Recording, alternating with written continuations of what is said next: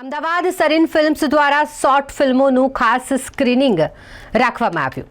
અમદાવાદ સ્થિત સરીન ફિલ્મ્સ દ્વારા નિર્મિત 2 શોર્ટ ફિલ્મ, જેમાંની એક હીર ઓર રાંઝા જે હિન્દીમાં બનાવવામાં આવી છે અને સુખનાથ મોગરાની વાતચીત જે ગુજરાતીમાં બનેલી છે. આ બંને શોર્ટ ફિલ્મના સ્ક્રીનિંગનું આયોજન કરવામાં આવ્યું હતું. સ્પેશિયલ સ્ક્રીનિંગ ક્લબ બેબીલોન થિયેટરમાં આયોજન કરવામાં આવ્યું હતું. વર્ષ 2024માં ડાયનેમિક ઉદ્યોગ સાહસિક ઉમાશંકર યાદવ દ્વારા સ્થાપિત સરીન ફિલ્મ્સે તેના પહેલા વર્ષમાં જ 2 ઉચ્ચ ગુણવત્તાવાળી શોર્ટ ફિલ્મોનું નિર્માણ કરીને પોતાની ઓળખ બનાવી છે.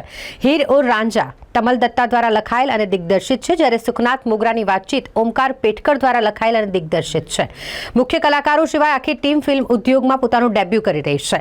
નિર્માતા ઉમાશંકર યાદવ નવી પ્રતિભાઓને પ્રોત્સાહન આપવામાં આવે અને નવા ચહેરાઓને તેમની પ્રતિભા દર્શાવવા માટે તકો પૂરી પાડવામાં માને છે.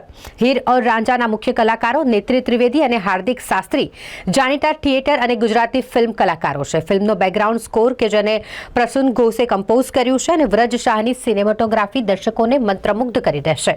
સુખનાથ મોગરાની વાર્તા એ આદિવાસી જીવનમાં શ્રદ્ધા, પ્રેમ, હાનિ અને પુનઃમિલનના વિષયો પર આધારિત એક મનોવૈજ્ઞાનિક નાટક છે. આ ફિલ્મમાં અદ્ભુત સિનેમેટોગ્રાફી, પ્રભાવશાળી અભિનય અને ઓમકાર પેટકરના શાનદાર દિગ્દર્શનની વિશેષતા છે. આ બંને ફિલ્મો ઉમાશંકર યાદવની મહેનત દર્શાવે છે.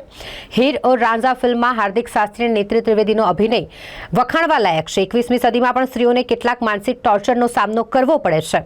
હાર્દિક રાજીવના પાત્રમાં છે અને તે નેત્રી હર્ષાલીનું પાત્ર ભજવી રહી છે. આધુનિક યુગમાં બંને હીર અને રાંઝા એટલે કે બંને પ્રેમીની લવ સ્ટોરીનો શું અંજામ આવે છે ત્યાં 26 મિનિટની શોર્ટ ફિલ્મમાં ખૂબ જ સુંદર રીતે દર્શાવવામાં આવ્યું છે. બીજી ફિલ્મ વિશે વાત કરીએ, સુખનાથ મોગરાની વાર્તા, જેમાં ગુજરાતનું હાર્દ બતાવવામાં આવ્યું છે.